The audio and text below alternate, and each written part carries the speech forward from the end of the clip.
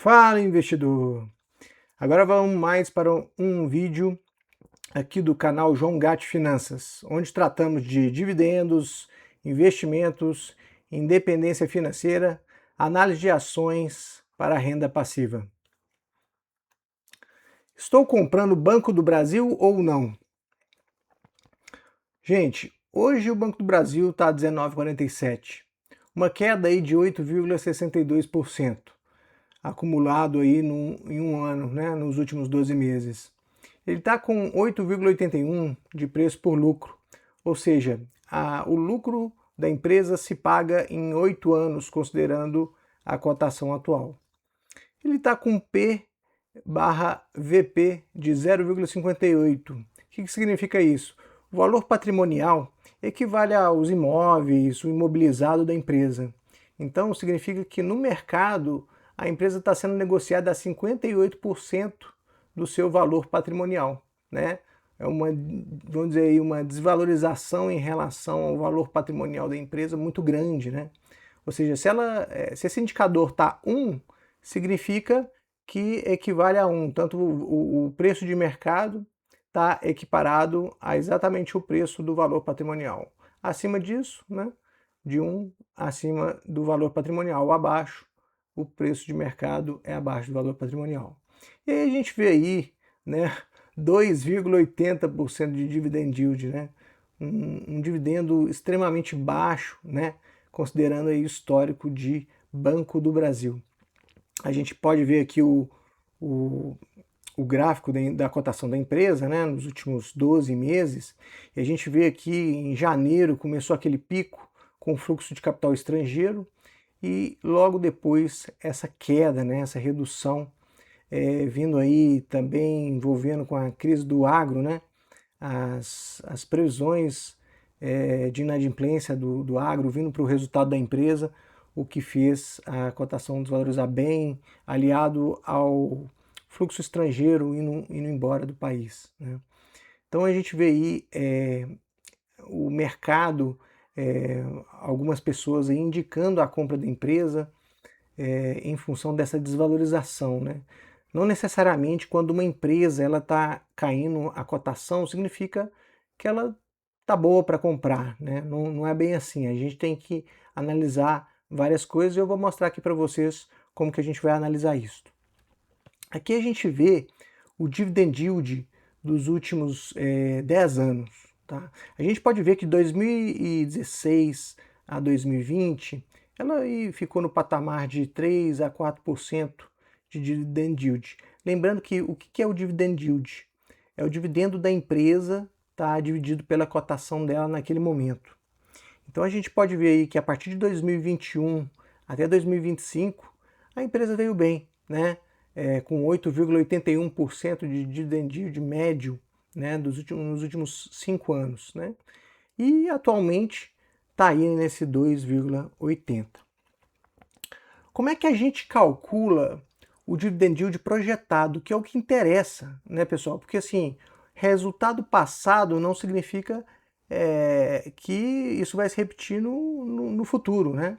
Então a gente tem que analisar o resultado da empresa e as projeções, né? A gente pode pegar esses dados nas apresentações de resultados da própria empresa, que faz trimestralmente, e onde vocês conseguem essas informações lá no site do RI, Relações com Investidores, tá?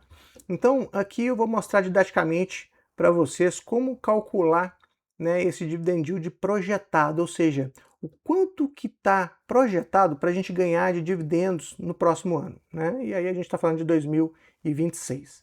Então, primeiro a gente tem que pegar com a empresa qual que é o lucro que ela está visualizando para os próximos 12 meses, né?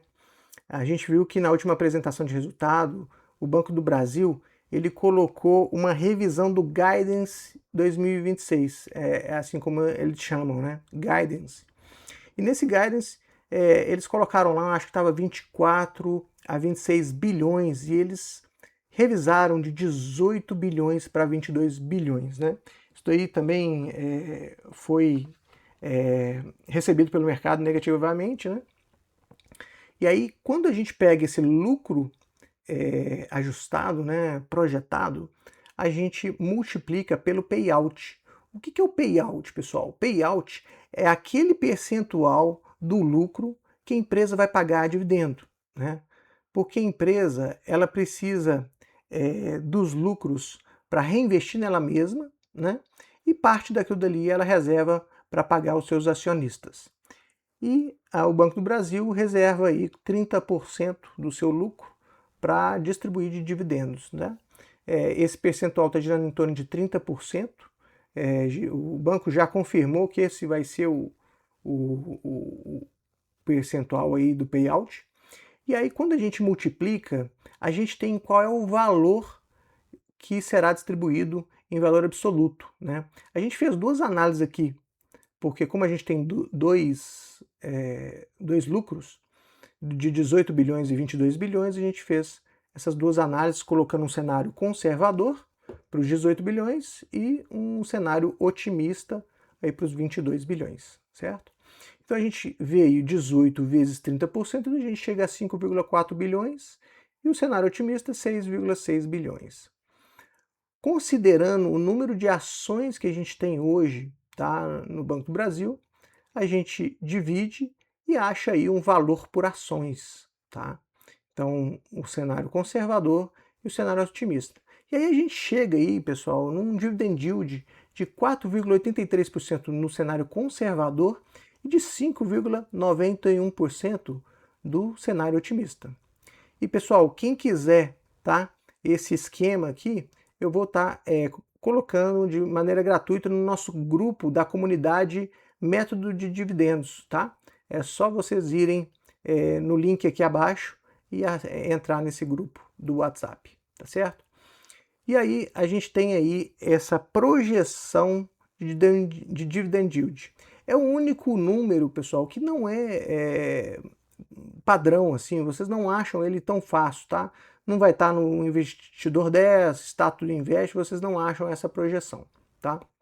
Mas como eu ensinei aqui para vocês como vocês fazer, é fácil aí, tá? De estar projetando aí, e aí vocês têm aí as informações mais apuradas. É muito importante vocês acompanharem, né, esse lucro projetado, que é o que vai guiar a gente, né, nas nossas análises.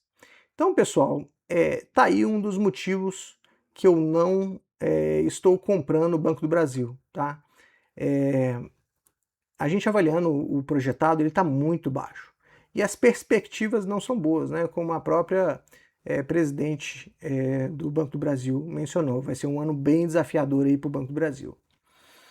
Então, pessoal, quando a gente avalia o banco e seus pares, né, a gente consegue ver alguns números interessantes aqui, como o preço sobre lucro, eu já comentei com vocês, o preço sobre valor patrimonial, que eu também já comentei, né? Então, o que a gente pode notar, tá? A gente tem aí, depois do Banco do Brasil, a gente tem o Itaú, que é um excelente banco, tá? Um valor patrimonial, né, não é uma empresa tão barata assim, né? A gente pode ver o PL dela, não é tão barato, tá? Pode ver o preço pelo valor patrimonial também. O ROI, um excelente ROI, né? Que aqui o ROI, ele é o retorno sobre o patrimônio líquido da empresa, né? 21% é um excelente retorno. Um dividend yield bastante interessante, margem líquida muito boa, né? E a gente tem também o BTG. BTG, pessoal, muito esticado, a 11,33 o preço sobre lucro, né?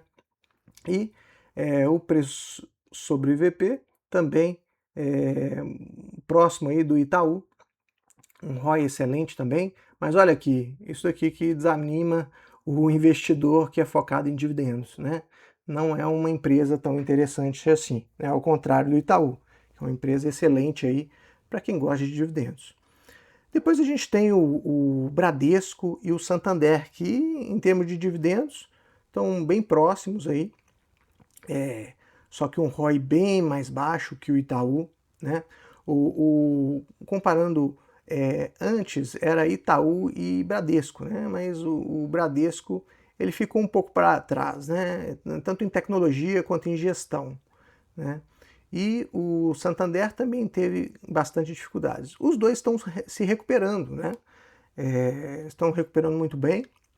Hoje possuem um PL parecido, né? Um preço sobre VP abaixo aí do valor patrimonial, abaixo de 1, né? E um ROI também, né? Bem mais baixo aí que o Itaú. Então, pessoal, hoje eu olho para o futuro, né?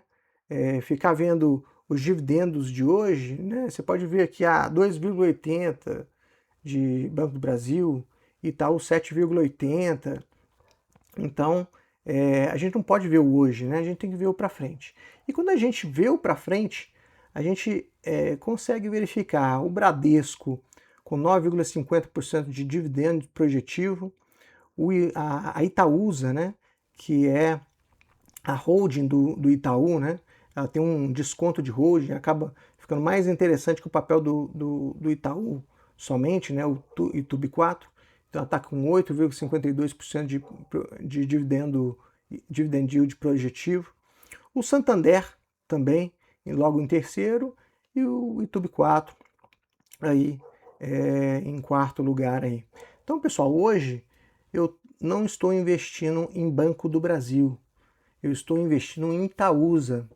Exatamente como eu mencionei aqui no último slide, no último slide, ele tem um resultado bem melhor. Você vê que o ROI dele é muito mais alto que o Bradesco e o Santander, né? Ele tem um PL mais esticado, né? Mas é uma qualidade, a qualidade da empresa é excelente, em termos de tecnologia, em termos de gestão, ingente também, né?